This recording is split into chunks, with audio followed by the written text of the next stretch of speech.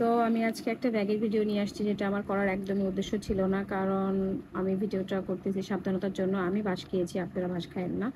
তো মেন কথায় আসি, এই ব্যাগটা আমি ইত্যাদি থেকে কিনছি 1700 টাকা দিয়ে। ব্যাগটার দাম মেবি চাইছিল 2200 টাকা। তো আমি অনেক দামাদামি করে 1700 টাকা দিয়ে ব্যাগটা কিনছি। আর ব্যাগটা আমি কিনছি আগস্টের 2 তারিখে। আমার সেদিন একটা বিয়ে দেওয়া ছিল। তো যাই হোক, মেন কথায় আসি, এই ব্যাগটা দেখেন আপনারা। এখানে দেখতে পাচ্ছেন কিনা আমি জানি না।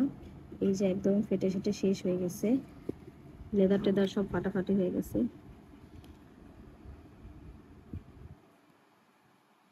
এরকম ব্যাগ কি 1700 টাকা দিয়ে কিনবে? আমার মনে হয় না। আমি যদি এই ব্যাগটা এরকম কিনি, যে লেদারের মেয়াদ চলে গেছে, এক্সপায়ার্ড হয়ে গেছে, তাহলে তো আমি তো ফুটপাথ থেকেই কিনতে পারতাম 800 টাকা দিয়ে, 500 টাকা দিয়ে, তাই না? এই যে দেখেন লেদারের অবস্থা লিটারেলি। তারপর ভাবলাম বড় বেলটা দিয়ে ইউজ করি, না হয় 1 বছরই ইউজ করলাম, 2 বছর না করে। 1700 টাকা দামের ব্যাগ, দেখছেন? এটা মানে ইউজ করার মতন কোনো এ নেই। একটু ব্যাগে হালকা একটা হেভি একটা বোতল নিলে, পানির বোতল নিলে ব্যাগের এগুলো ছিঁড়ে টিড়ে একদম রাস্তাঘাটেই পড়ে যাবে, বিষয়টা এরকম।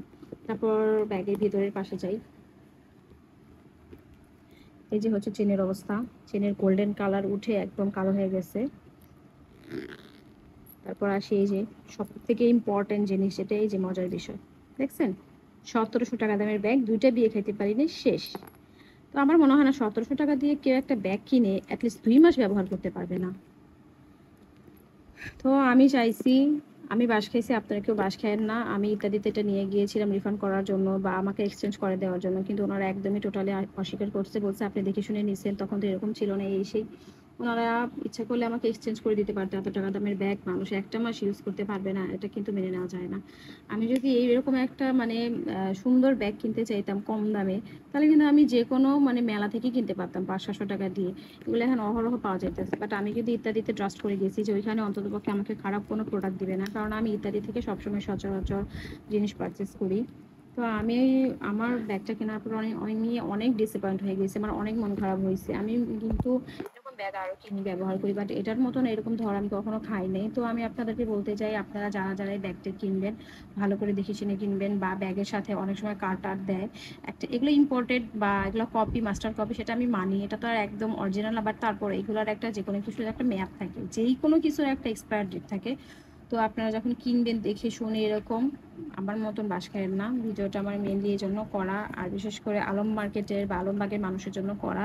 কারণ আমরা আলমবাগের মানুষ, ইত্যাদি আমাদের কাছে অনেক ট্রাস্টেড একটা জায়গা, যেটা আমি মনে করি। আমি বিগত প্রায় 7-8 বছর থেকে ওখান থেকে কেনাকাটা করি, আমার অনেক কিছু কেনাকাটা করা আছে। আমি ইত্যাদি থেকে আরও একটা যে ব্যাগ কিনছিলাম, ছোট একটা পার্স কিনছিলাম, ওটাও আমি ওদের নিয়ে গেছি, দেখাইছি। দেখেন আমি তো এই ব্যাগটাও কিনছি আপনাদের দোকান থেকে, দেখেন এটা কত ভালো আছে। আর এটা মাত্র 1 মাস, এটা কেমন হয়ে গেছে।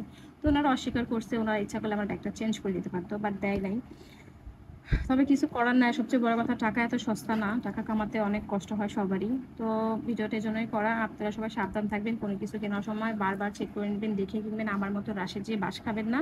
ভালো থাকবেন সবাই, আল্লাহ হাফেজ।